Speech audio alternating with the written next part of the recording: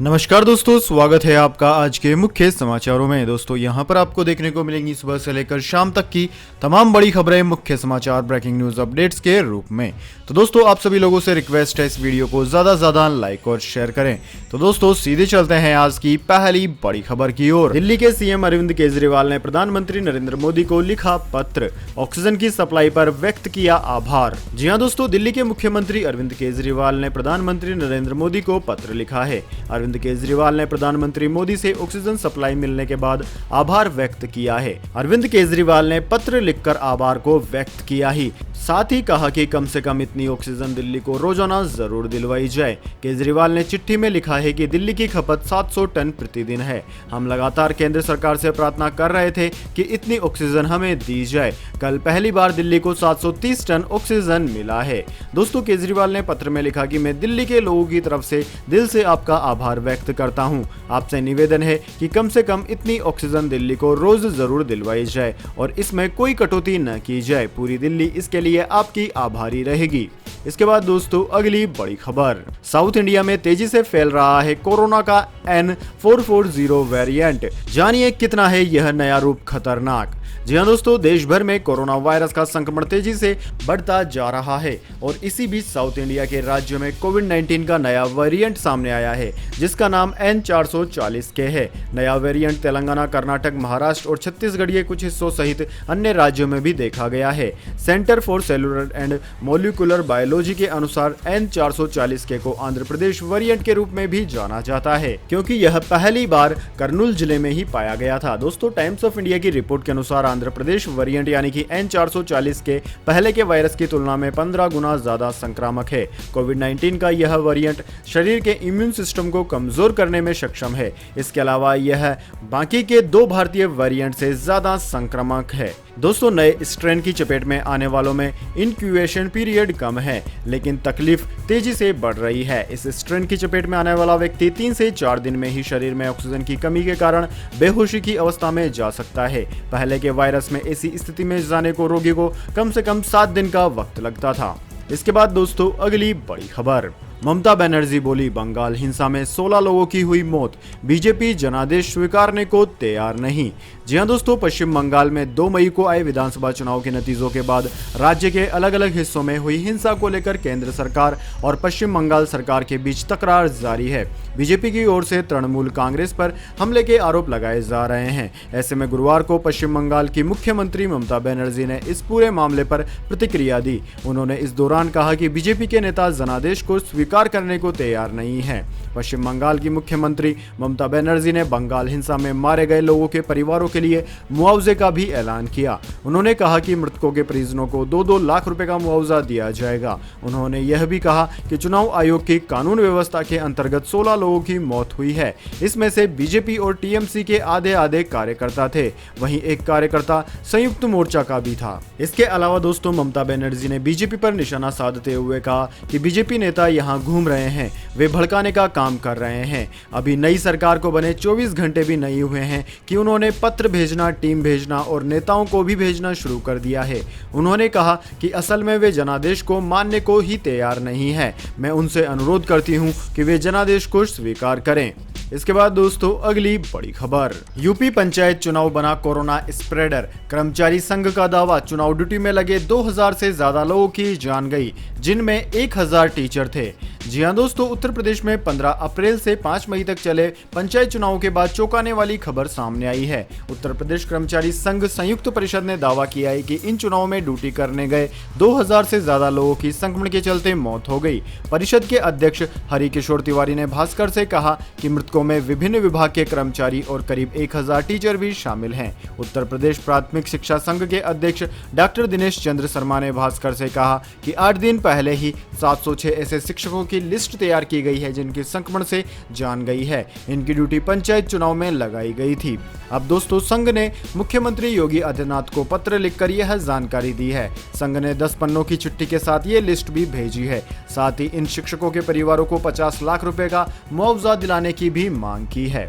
इसके बाद दोस्तों अगली बड़ी खबर, हाई कोर्ट ने जांचा यूपी में इलाज का हाल, सरकारी पोर्टल पर दिखाया बेड खाली हैं, फोन करने पर सारे भरे मिले, योगी सरकार से इस जज की मौत पर रिपोर्ट भी मांगी गई। जी हां दोस्तों, उत्तर प्रदेश में कोरोना से हालात बिगड़ चुके हैं और योगी सरकार के अफसर लोगों को गुमराह करने में जुटे हैं। इसका पर्दाफाश खुद इलाहाबाद हाई कोर्ट ने किया। राज्य के लेवल 2 और लेवल 3 अस्पतालों में बेड की उपलब्धता की जानकारी देने के लिए बनाए गए सरकारी पोर्टल के मुताबिक राज्य में न आइसोलेशन बेड की कमी है न आईसीयू की, लेकिन जब हाई कोर्ट ने इसकी सच्चाई परखनी चाहिए तो गोलमाल सामने आ गया।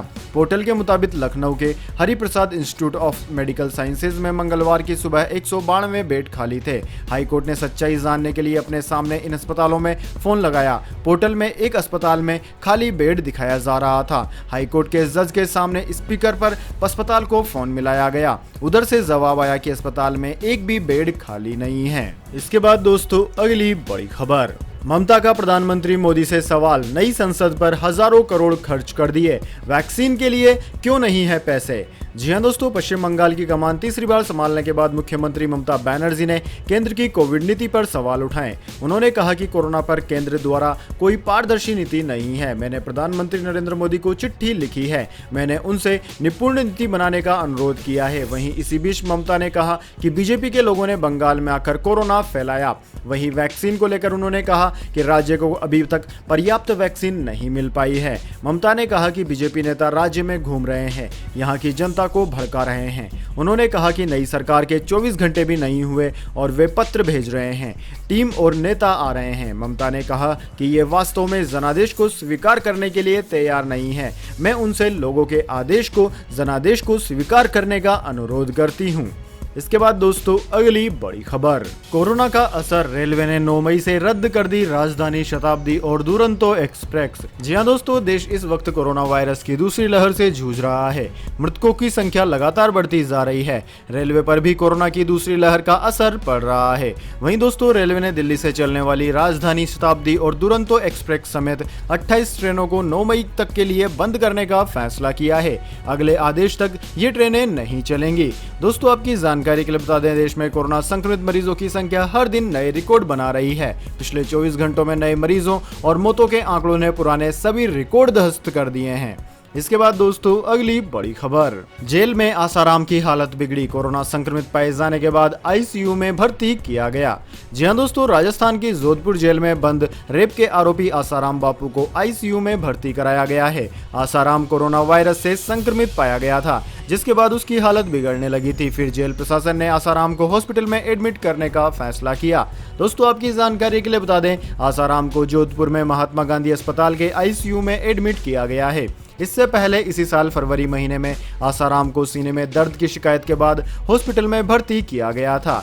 दोस्तों आपकी जानकारी के लिए बता दें, आसाराम एक नाबालिग से रेप के आरोप में जोधपुर जेल में सजा काट रहा है। कोर्ट के मुताबिक आसाराम ने 15 अगस्त 2013 को जोधपुर के पास मनई इलाके में एक नाबालिग लड़की को अपनी हवस का शिकार बनाया था, जिसके बाद से वह जेल में है। इसके बाद दोस्तों अगली बड़ी खबर, मौसम समाचार, मौसम ने ली करवट, दिल्ली एनसीआर समेत कई इलाकों में हुई बारिश शुरू। जी हां दोस्तों, पिछले कुछ दिनों से गर्मी की मार झेल रहे उत्तर भारत में अचानक मौसम बदल गया है। गुरुवार शाम से ही देश की राजधानी दिल्ली समेत एनसीआर के कई इलाकों में काले बादल छाए रहे, जिससे दिन में ही अंधेरा हो गया। वहीं इसके बाद शुरू हुई हल्की बूंदाबांदी से न सिर्फ तापमान में गिरावट आई, बल्कि मौसम भी सुहाना हो गया है। दोस्तों भारतीय मौसम विज्ञान विभाग की तरफ से जारी बयान के अनुसार दिल्ली के अलावा आगरा, बागपत, बड़ौद, नोएडा, मोदीनगर, दादरी, गलोटी, हापुड़, जदोटी, हाथरस आदि इलाकों में हल्की बारिश होने की संभावनाएं हैं, जिससे इन इलाकों में तापमान में गिरावट के बाद अधिकतम तापमान 39 डिग्री सेल्सियस के आसपास ही रहा। इसके अलावा दोस्तों इंडियन मेट्रोलॉजी डिपार्टमेंट के अनुसार भारत में 15 मई से मानसून शुरू होगा, जो 31 मई तक जारी रहेगा। अधिकारियों ने कहा है कि दक्षिण पश्चिमी मानसून के इस साल सामान्य रहने के आसार हैं। देश में 75% बारिश दक्षिणी पश्चिमी मानसून के कारण ही होती है। दीर्घावधि के हिसाब से औसत बारिश 98% तक होगी और इसमें 5% की कमी या वृद्धि हो सकती है। इसके बाद दोस्तों अगली बड़ी खबर, आईपीएल 2021 में हुआ था बायो बबल का उल्लंघन, बीसीसीआई अध्यक्ष सौरव गांगुली ने किया खुलासा। जी हां दोस्तों, आईपीएल 2021 को कुछ दिन पहले ही भारत में कोरोना वायरस के बढ़ते मामलों के चलते स्थगित कर दिया गया था। इस लीग में दोस्तों लगातार खिलाड़ी और स्टाफ के सदस्य कोरोना से संक्रमित हो रहे थे, जिसके चलते यह बड़ा फैसला लिया गया। इसी बीच दोस्तों इस बात पर भी लगातार सवाल उठ रहे हैं कि बायो बबल में कोरोना घुसा कैसे। बीसीसीआई अध्यक्ष सौरव गांगुली ने कहा कि यह कहना मुश्किल है कि आईपीएल 14 के दौरान बायो बबल का कोई उल्लंघन हुआ है। उन्होंने कहा कि बोर्ड को जो रिपोर्ट्स मिली हैं उनमें कहीं भी ऐसा प्रतीत नहीं होता है कि बायो बबल का उल्लंघन हुआ है। अहमदाबाद और नई दिल्ली में बायो बबल के अंदर कोरोना के कई मामले सामने आने के बाद आईपीएल 2021 को स्थगित कर दिया गया था। दोस्तों सौरव गांगुली ने इंडियन एक्सप्रेस से कहा कि हमें जो रिपोर्ट मिली है उसके मुताबिक बायो बबल का कोई उल्लंघन नहीं हुआ है। यह कैसे हुआ, अभी यह कहना बहुत मुश्किल है। तो दोस्तों यह थी आज की तमाम बड़ी खबरें। अगर दोस्तों वीडियो आपको पसंद आई तो वीडियो को ज़्यादा से ज़्यादा लाइक और शेयर करें। धन्यवाद। वंदे मातरम। जय हिंद, जय भारत।